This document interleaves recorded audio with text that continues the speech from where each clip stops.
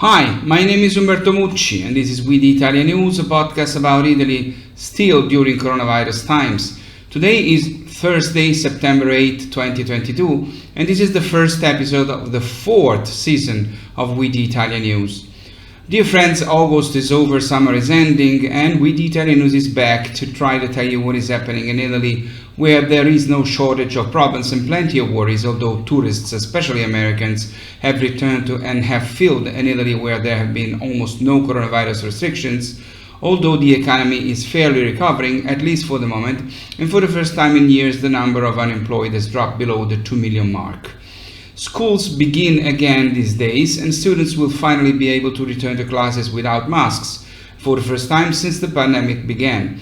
There is a new algorithm based on artificial intelligence capable of improving audits based on experience, which will hopefully allow for the recovery of at least part of the tax and contribution evasion in Italy, which here fell below 100 billion euros for the first time in 2019, but remains very high.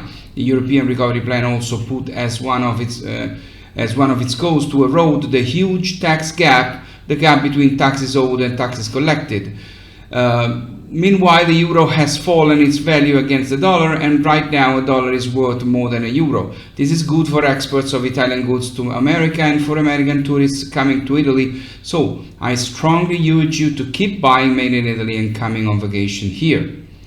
Finally, before we specifically address the three most important topics, yesterday Rome officially unveiled its candidacy for the 2030 World Expo. The capital of Italy will have to manage a lot of money from the European Recovery Plan.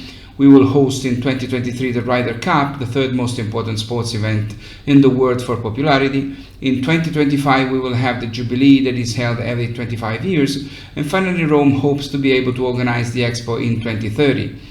If the city could really put these opportunities and the money that will come to organize them to good use, it would be possible to revolutionize the many things that do not work in this wonderful city, which is where I was born and have lived since that day. When Milan hosted the Expo in 2015, it was an enormous success, and since that day Milan has been reborn and grown a lot. The hope is that it can happen in Rome as well, putting all these great opportunities together.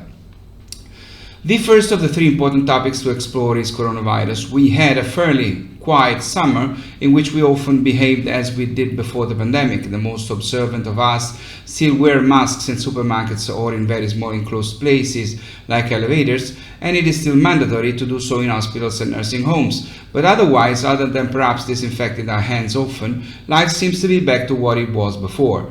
Not the numbers though. We are still getting infected, sick, hospitalized, and still dozens of Italians every day die from the virus.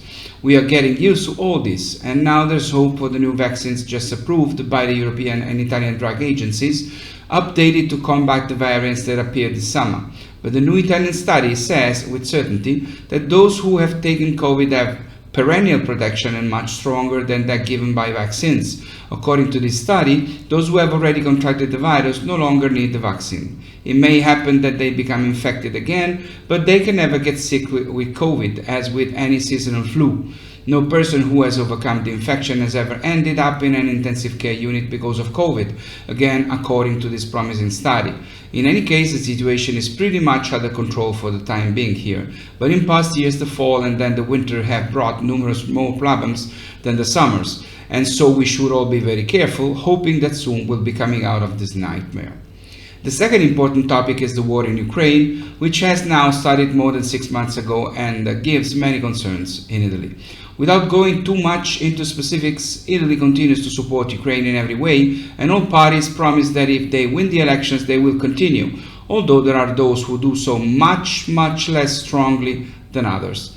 The main concern is with Europe's largest nuclear reactor, which is located at Zaporizhzhia in southeastern Ukraine. The United Nations Atomic Energy Agency has found various damages and is calling for the fighting around the plant to be stopped before a catastrophe happens, for which not only Ukrainians would pay the consequences, but the whole Europe too, as happened in the 80s in Chernobyl, another Ukrainian nuclear power plant well known for the 1986 disaster, whose radiation also reached Italy, albeit in a mild form. These are horrible memories that we would like to never experience again. The third important topic is related to the second, and it is the gas crisis that is largely dependent on the Russian war with Ukraine. As mentioned several times in previous episodes of this podcast, Italy at the beginning of the year depended on Russia for 40% of its gas supplies. After the war began, the Italian government began making deals with other supplier countries, taking other measures too to get gas from other sources and storing gas to increase its reserves for the winter. Today, Italy's dependence on Russian gas has been greatly reduced to 18% in July, the latest available figure, but achieving complete independence will not be easy. Italy uses a lot of gas for energy production, importing almost all of it, 95% in 2021, because domestic production is very limited. A few days ago, Prime Minister Mario Draghi, who is now in office only for current affairs, explained that independence can be achieved in the fall of 2024 if two new regasifiers are installed, on which, however, not all parties agree. It is a key goal for national security because Russia has not hesitated to use gas as a geopolitical weapon against Ukraine and its European allies, Draghi said. And it is true. 2 days ago, Russian Prime Minister Putin, Russian dictator Putin, announced that if Europe tries to reduce the price of Russian gas, Russia will cut off supplies to the European Union. Even though the weather forecast predicts that it will be warm in Italy until November, and this could reduce the consumption of gas to heat us, Russia has identified Italy in the midst of the election campaign as a target to speak out against. Every day, some Russian institution threatens us, accuses us, predicts a catastrophic future for Italy. They literally promised us that we will suffer a couple of days ago. They want to influence our elections, and to hear what some parties are saying, they are succeeding at least in part, just in part. In any case, both the European Union and Italy have predisposed plans to deal with the increasingly likely possibility that Russia will cut off gas supplies. The Italian government has planned to divide Italy into 6 areas, from the northern ones that needs gas the most because it has lower temperatures, up to the southern ones where it is generally warmer and therefore the gas reduction will have the least impact. In addition, the government's plan does not include sanctions for Italian households and businesses that will not obey the required sacrifices. It is impossible to control temperatures inside houses and plants, so the government's plan is based on a willingness to reduce heating by a few degrees and for some time. In case of necessity, Italians will be asked to lower the radiators by 2 degrees and shorten the switch on time by 1 hour a day and the heating period by 15 days. This will be minimal sacrifices for a just cause. There will be calls for less electricity to be wasted. Perhaps at Christmas there will not be many lights on to celebrate in our cities and even in our homes. And there is already a debate among scientists, chefs and common people about cooking pasta by reducing the use of gas. One of those debates that ignite the attention of the many Italians who are always ready to have their say on any subject, let alone how to cook pasta. In reality, Italians have overcome much worse things in the past. It was when it was we, the Italians, those of the post-war period, who rolled up their sleeves and rebuilt a country destroyed by a 20-year dictatorship, and then by the war also fought on our soil. But also it was we, the Italians, those who in 1973 discovered the meaning of the word austerity due to international tensions in the Middle East that caused oil prices to explode. Italy suddenly found itself with Sundays when it was not allowed to drive cars. City lights darkened, clubs closed at 11 p.m., neon lights in bars and cinemas turned off. The whole country, after the years of post-war economic redemption, woke up poorer. It was a shock. The measures adopted by the government changed the lives of families, anticipating evening dinners and news times, eliminating Sunday out-of-town trips and lowering speed limits, anticipating the closing times of offices and stores. On some occasions, the President of the Republic even traveled by horse-drawn carriage.